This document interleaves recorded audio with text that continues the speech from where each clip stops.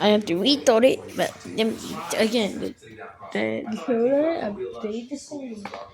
Yep. I shook my head. School grounds. Sure you can. I'll sign you out. I'm your father. He leaned closer, lowering his voice. Come on, Nate. Don't make a scene. You know how that always ends. The threat was clear. I gathered my things and followed him out, keeping my phone recording in my pocket. In the car, he kept up a stream of casual conversation, asking about school and commenting on the weather. Once we were at the restaurant, the diner a few miles from school, does it need a change? So, I said after the waitress took our orders. When are you coming home? I'm staying at Aunt Patricia's for now, I said carefully. His jaw tightened. That's not your home. Your home is with me. Dad, you threw a chair at the wall. You threatened me. He waved his hand dismissively. I lost my temper. It happens. But I never hurt you. You know that. I thought about the journal, about the tapes of my mom, about a lifetime of emotional manipulation. I don't know that, actually. His eyes hardened. Careful, son. That therapy nonsense is filling your head with lies. You think your aunt wants you around forever? You think anyone else cares about you like I do? The waitress brought our food, and my dad immediately switched back to charming mode, thanking her with a big smile. As soon as she left, he leaned forward again. Here's what's going to happen, he said, his voice soft but firm. You're going to stop this therapy bullshit. You're going to come home this weekend, and we're going to forget this ever happened. Understand? I stared at my burger, my appetite gone. And if I don't, his smile was cold. Then I'll have to take more drastic measures. I've already talked to the school about your violent outbursts. One more incident, and you could be expelled. Wouldn't that be a shame? I felt sick. He was setting me up, creating a narrative where I was the problem, and people were believing him.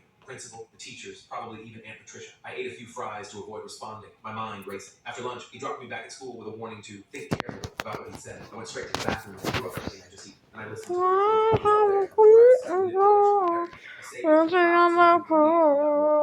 the next few days, my dad's campaign intensified. He showed up at the grocery store when Aunt Patricia and I were shopping, cornering me in the cereal aisle to whisper my threats. He left messages with classmates, asking them to tell me he was worried about me. He even called Dr. Rivera's office, claiming to be concerned about the harmful therapy I was receiving. I kept recording everything, each interaction, each accidental meeting, each threat. My phone was practically glued to my hand at this point. I had hours of my dad's voice saying things that would be escape from, but I still wasn't sure what to do with it. Make all sins, yells, over there, be gone.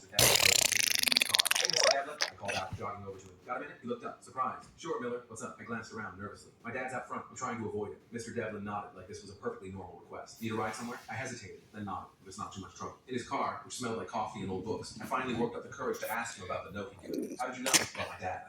Mr. Devlin kept his eyes on the road. Teachers notice things. Plus, I recognized the signs. My old man was cut from the same cloth. What did you do? How did you get away? He sighed. I left home at 17, lived with a buddy's family until graduation. Joined the army after that. He glanced at me. But that was 30 years ago, and I didn't have anyone in my corner. You do. He dropped me at Aunt Patricia's with his phone number and a promise to help however he could. I felt a little better knowing I had at least one adult who believed me. That night, I was alone in the house again. Aunt Patricia had some church thing, and I was sprawled on the couch watching TV when I heard a key in the lock. I assumed it was her coming home early, and didn't even look up until I heard heavy footsteps that definitely weren't hers. My dad stood in the doorway, a key dangling from his fingers. Surprise, he said flatly. I scrambled up, heart pounding. How did you get in? Patricia gave me a key for emergencies. He pocketed the key and stepped further into the room. We need to talk, son. I backed away, fumbling for my phone. Aunt Patricia will be home any minute. He shook his head. No, she won't. Her church group meets until 9. We have plenty of time. The way he said it made my blood run cold. I hit record on my phone and slipped it into my pocket. I've been patient, he continued, moving closer. I've given you space. I've tried to be understanding, but this has gone on long enough. I'm not coming home, I said, trying to keep my voice steady. Yes, you are. His tone left no room for argument. I'm your father. You're a minor. You do what I say. Or what? You'll throw another chair? Hit me like you hit mom? His face darkened. You ungrateful little shit after everything I've done for you. Like what? Teaching me not to cry? Making me afraid of my own feelings? Turning me against Sam before he died? I hadn't meant to bring up Sam,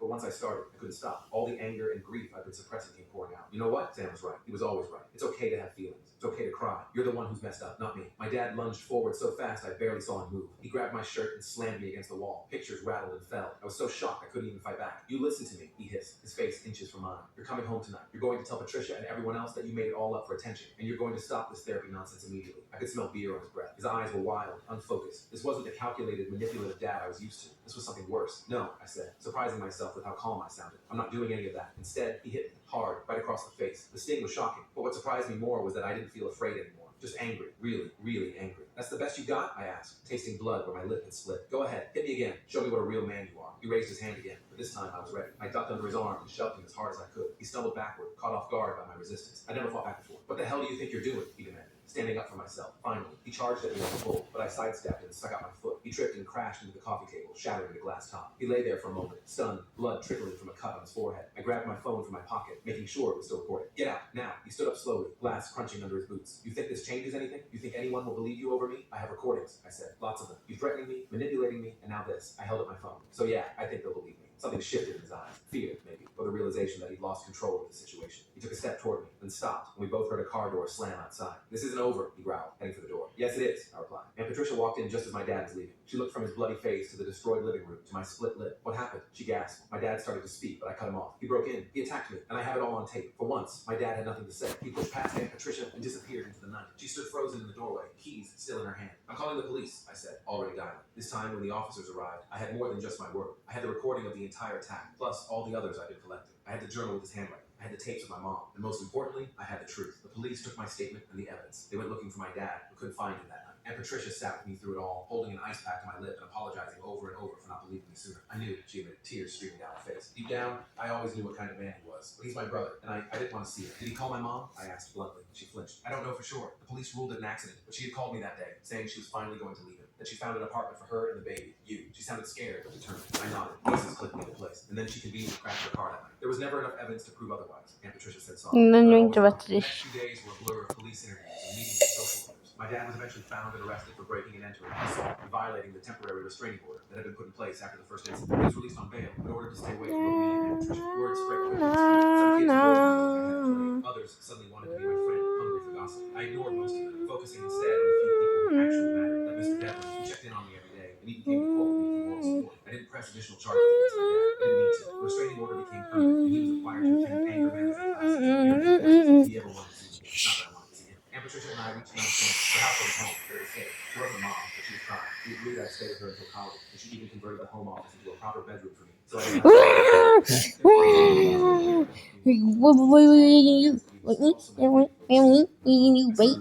Come on, come on, come on, come on. My mom hadn't abandoned me. She'd been trying to save me. One night, I sat down at my computer and recorded a video. Not for anyone else, just for me. I read excerpts from my journal, talked about what I'd been through, and had a conversation with my scared little boy who thought emotions were weakness. I told him it was okay to feel things, to cry, to be human. When I finished recording, I hesitated over the delete button. Then, on impulse, I uploaded it to my YouTube channel instead. I didn't use any names or specific details, just my story, my truth. I went to bed and forgot about it. People had watched it, they shared it. The comment section was filled with messages from others who've been through similar experiences, thanking me for putting words to what they couldn't express. You saved my life today, one comment read. I thought I was alone. I didn't respond to any of them. I didn't need to. Just knowing that my story had reached someone to maybe help someone. Mr. Devlin, he helped me apply for colleges. You can't fight. Yeah, right. Yeah, that's right. You can't fight. You're weak. You're weak. You're weak. You're weak. What are you gonna do? Beat me? That's right. You're weak. You're weak. Damn it. Ow, my finger.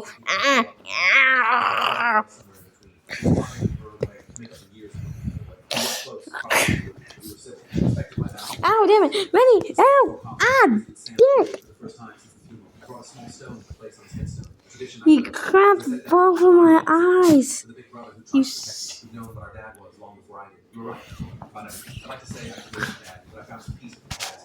oh, shit.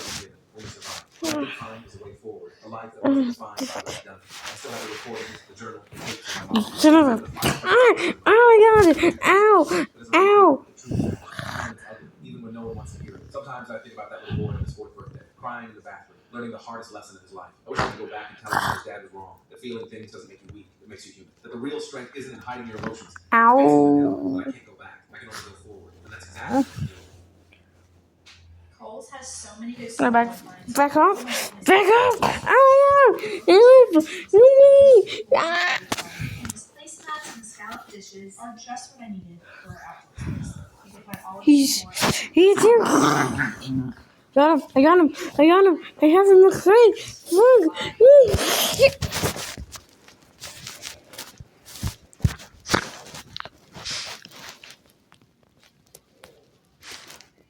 When I was 17, my family moved 2 states away without telling me. They left me and said, "We'll figure it out." 12 years later, after I finally made it without them, they reached out trying to reconnect. When I was 17, I came back to a completely empty house with a note on the kitchen counter. It was the coolest thing I've ever done. It said, "You'll figure it out." I didn't know what I was doing. I was tired of pretending they loved me. But the truth was, they had never just pretended. When I was 13, I made a birthday cake for my mom by myself, only to have her call it clumpy. At 15, I tutored my brother through finals. All the while he called me a know-it-all and slammed his door in my face. At 16, I gave my entire paycheck to my dad so he could cover bills, but got yelled at when I brought it up later after he said I was useless.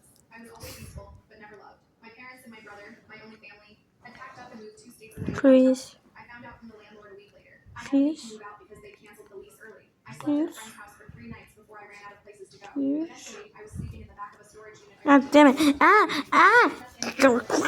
No, we'll fucking beat your ass. You know, what are you gonna do? Fight me? You can fight for fucking shit. Wait, you fucking weirdo. God damn it. He bited my finger. Well, I'm gonna end this video.